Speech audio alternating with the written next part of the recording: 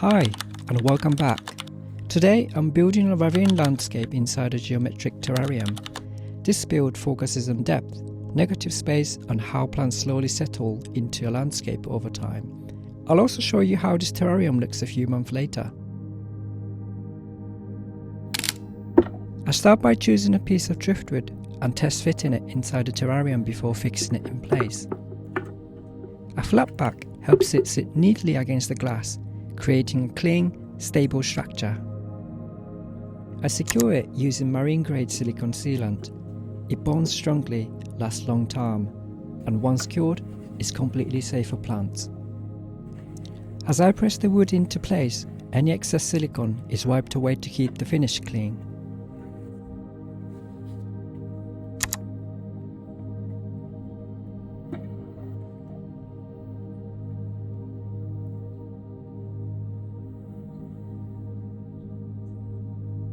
To create the ravine itself, I introduce a second hardscape element. The relationship between these two pieces is important. The visual gap between them creates depth and draws the eye through the landscape all the way to the back of the terrarium. Although silicone dries fairly quickly in a terrarium this size, I let it cure overnight. While curing, silicone can release smells and chemicals that are too harsh for moss, so patience here really pays off. For this build, I create the background first, using my own terrarium paste before adding any bottom substrate. With the wood already fixed in place, this gives me better access from different angles and prevents substrate from spilling everywhere.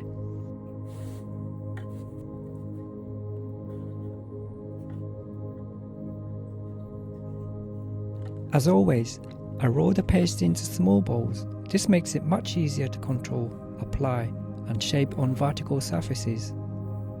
If you're interested in making your own terrarium paste using my recipe, you can find it on my Instagram. I may also make a dedicated video on it in the future. One key detail here is keeping that ravine gap visible. From the front, you should be able to see depth running all the way through the landscape. This negative space is what gives the space its sense of scale. To add more dynamism, I use the surface of the wood to create a small raised area.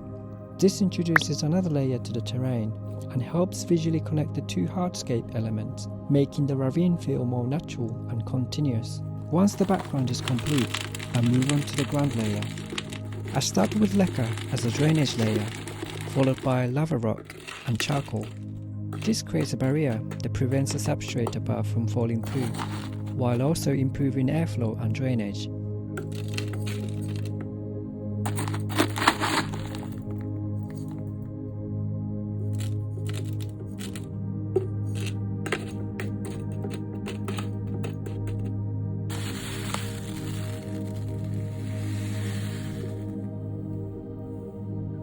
I then add a gentle slope to the substrate. I'm not overdoing it here. Later, the cushion moss will naturally lift the back of the ground and soften the transition.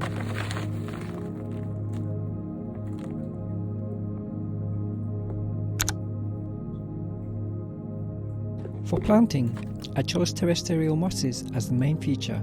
Since this terrarium is semi-open and not fully sealed, I went with plants that enjoy airflow and can tolerate slightly lower humidity. Moss can be placed directly onto the terrarium paste. It doesn't have roots. Instead, it slowly anchors itself using rhizoid. A textured surface like this paste gives it the perfect place to settle over time. There are many ways to treat a ravine surface. Stones or gravel can add contrast. But for this build, I wanted a forest hillside feel, so I continued using moss throughout. To avoid a flat look, I add cushion moss to introduce variation in texture and height. This is a technique I often rely on to bring subtle movement into small landscapes.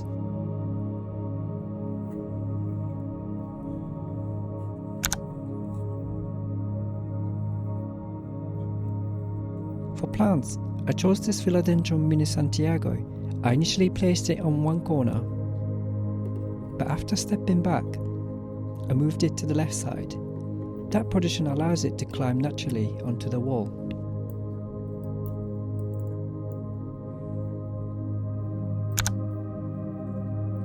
You may want to play around its positioning until it feels right. I then simply press it into the paste to secure it. With space now open on the right, I added a fern. The raised land above creates natural shade, making this a comfortable spot for it to grow. I usually make planting decisions as I go. Understanding how plants grow in nature helps guide where they should live in a terrarium, rather than forcing them into a layout.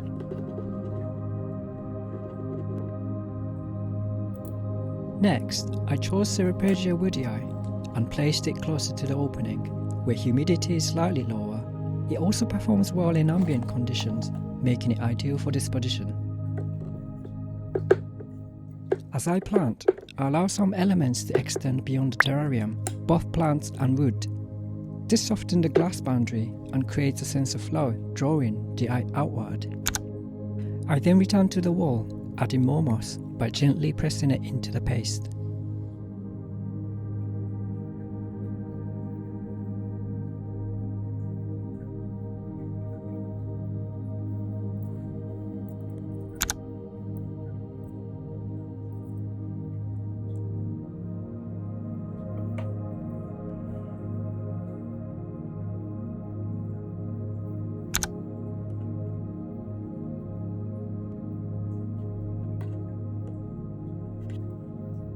To introduce contrast, I place a warm toned stone that complements the overall mood of the landscape.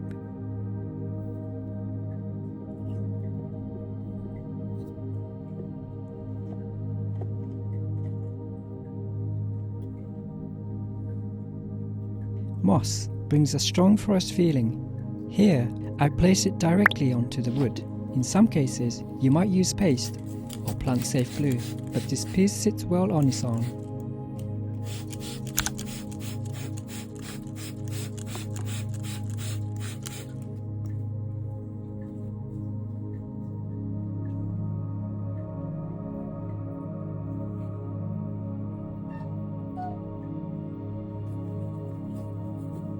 After cleaning the glass, I thought the build was finished, but often changed my mind at the last moment. I decided to add something to the higher land.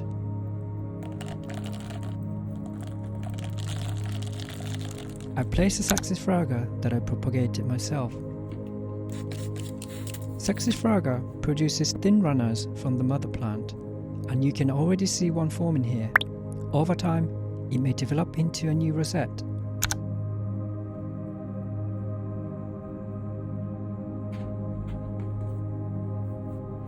Because this is a semi-open terrarium, I mist it a couple times a week, adjusting based on how the plants respond.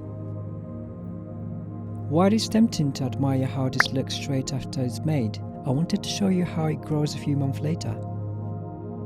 Here's a few months later. The landscape has softened, the moss has settled into the ravine, and the Saxifraga has grown beautifully, producing baby plants of its own. The place I left untouched has become one of the most alive parts of the terrarium. Thank you for spending this time with me. I hope this build brought you a sense of calm, or maybe a little inspiration for your own project. If you'd like, there's also a no voice-over version available if you'd prefer to let the video play as a quiet ambience. Thank you for watching, and I'll see you next time.